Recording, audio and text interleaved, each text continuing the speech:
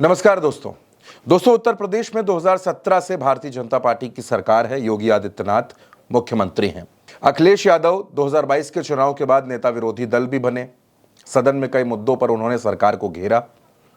अब वो सांसद हैं और उनकी सीट पर, करहल की सीट पर उपचुनाव हो रहा है। लेकिन अखिलेश यादव और योगी आदित्यनाथ के बीच आपने आज तक ऐसी जुबानी जंग नहीं देखी होगी, एक दूसरे पर इतना वार पलटवार नहीं देखा होगा।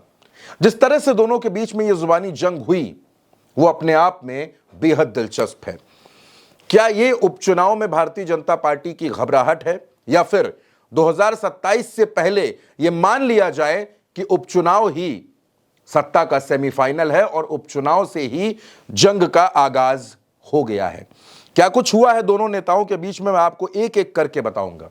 सबसे पहले याद कीजिए योगी आदित्यनाथ का वो बयान जो उन्होंने उपचुनाव के दौरान दिया और उन्होंने कहा कि जहां दिखे सपाई वहीं बिटिया घबराई।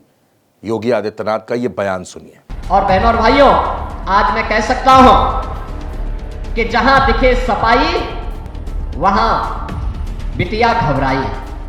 अब दोस्तों, इस बयान के बाद अखिलेश यादव ने इस बयान का काउंटर किया। समाजवादी पार्टी के कार्यालय में प्रेस कॉन्फ्रेंस थी, खजांची का जन्मदिन मनाया गया और तब अखिलेश यादव ने कहा कि जो लोग ऐसी बातें कर रहे हैं उनको यह पता होना चाहिए कि मुख्यमंत्री आवास पर सबसे ज्यादा महिलाओं ने आत्मदाह की कोशिश की, तो वो सरकार किसकी है, वो मुख्यमंत्री कौन है? अगर हम इनकी तुलना करें जिस समय ये सरकार में आए और सरकार के आज के आंकड़े अगर हम देखें तो हर मानक में, चाहे वो महंगाई हो, बेरोजगारी हो, भ्रष्टाचार हो और चाहे महिला सुरक्षा के सारे रिकॉर्ड तोड़े हैं।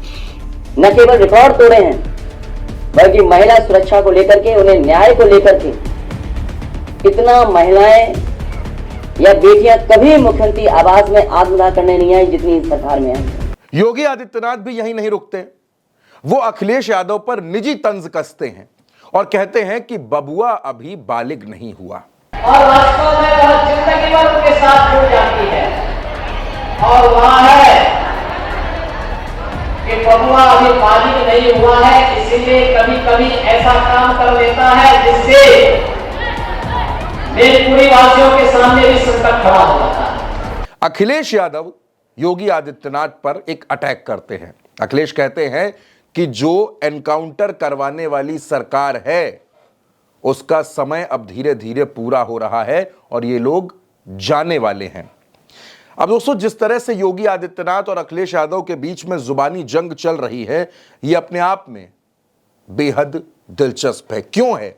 क्योंकि उत्तर प्रदेश में 9 सीटों पर विधानसभा का उपचुनाव होना है और विधानसभा के उपचुनाव के बीच में जिस तरह से बयानों की एक भिड़ंत देखने को मिल रही है, जिस तरह से अखिलेश कह रहे हैं कि काउंटडाउन शुरू हो गया है और योगी आदित्यनाथ समाजवादी पार्टी पर तंज कस रहे हैं। जो एनकाउंटर वाले हैं उनका काउंटडाउन शुरू हो गया है।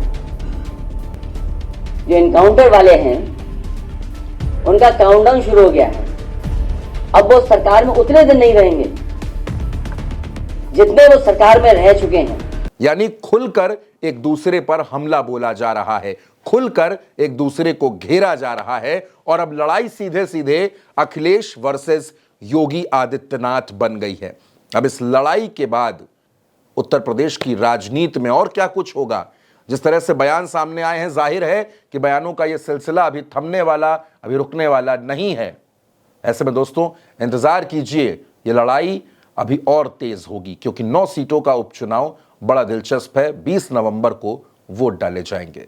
फिलहाल इस वीडियो में इतना ही। अपनी राय कमेंट बॉक्स में जरूर दीजिएगा।